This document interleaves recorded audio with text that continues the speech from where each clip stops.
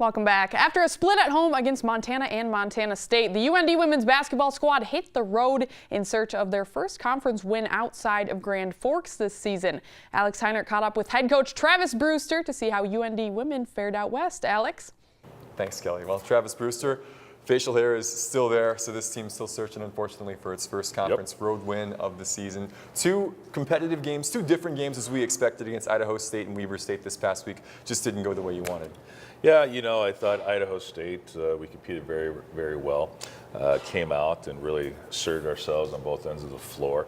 Idaho State made some key plays and capitalized on a couple of our mistakes, and you know, it went down to the wire, and then you know they pulled away at the end. Weber State never really into the game. I didn't think we got into the flow very well. We were still a little bit thinking about Pocatello and Idaho State game, and you got to let that one go and play the next one. So we have to keep continuing to get a little bit better. We got another one this week, and we'll see what happens. Yeah, the game against Idaho State on Thursday.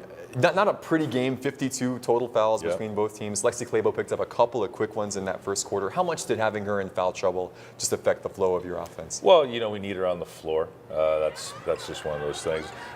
You know, she affects the game whether, you know, she's not scoring or if she is scoring, whether she's rebounding or she's not rebounding. She's a threat on the floor, and we need her out there. You know, she has to understand not to put herself in situations like that as well. And we talked about that.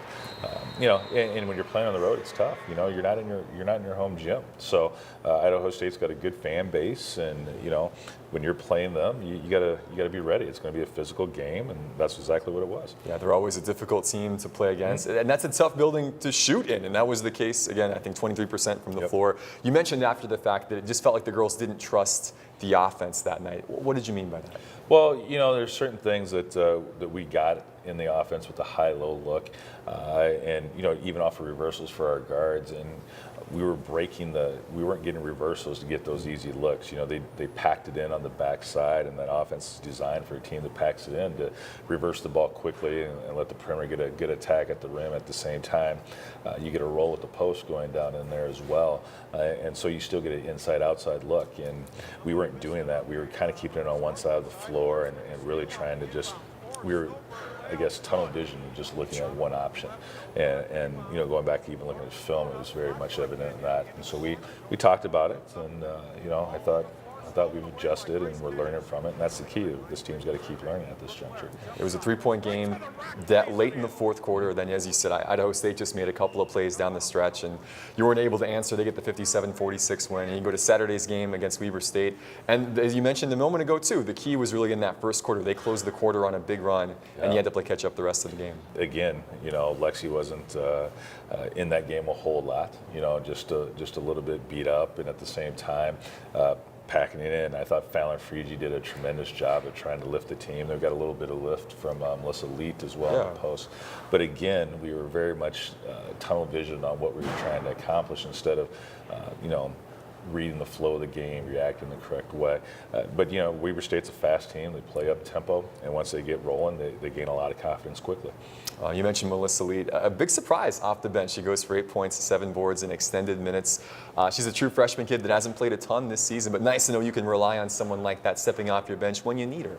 Well, she's had a very good month of practice, right? You know, beginning of the year, very slow to start in practices and things like that, but she's had a very good month since coming back really from Christmas, and just really just kind of finding her way a little bit. And you know, it's tough when you're a freshman because you're backing up all conference players, and yet you're held to a high standard of what you need to do, and she's starting to do it, and it'll be nice to be able to kind of keep her in that rotation for us. And you know, and the big thing you look at too is that she's 6'5".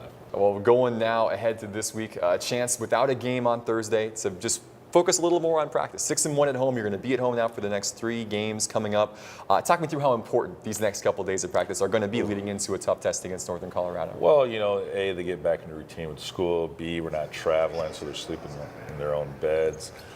You know, the other part about playing at home is that you get that comfortable vibe again. You get that good just a good sense of, hey, we're at home, our crowd's going to be behind us, and we get a chance to work on some things. And the other part about it is that it's kind of exciting to be back home, and I guess you got to be like Stella, got to find your groove, right?